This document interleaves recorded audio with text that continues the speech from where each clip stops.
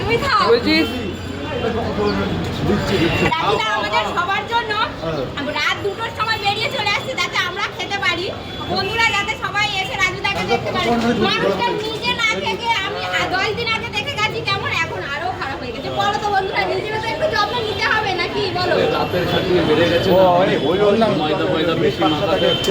আচ্ছা দিদি ভাই, আপনি কোথা থেকে আসলেন? আমি ওয়েস্ট বেঙ্গলের ভাগর থেকে এসেছি।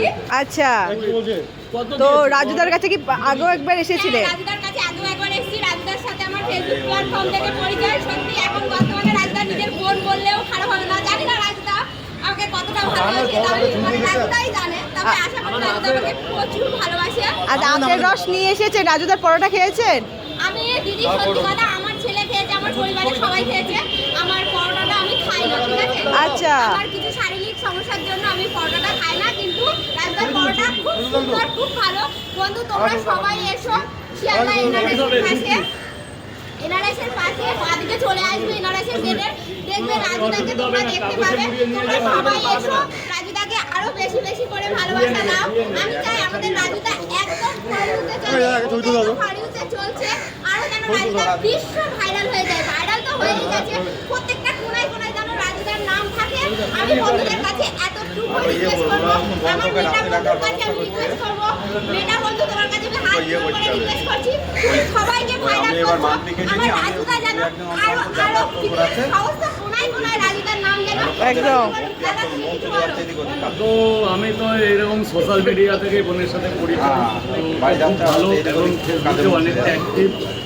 তো ও যেভাবে নিজেকে এগিয়ে নিয়ে যাচ্ছে, লোকের সাথে চেনা জানা হয়ে গেছে। আমি চাই আরও যেন ফেসবুক প্ল্যাটফর্মে যেন আরও এমন অ্যাক্টিভ হয়ে যায়, যেন সব জায়গায় ওকে মেয়েটাকে কিন্তু সবাই সম্মান করে।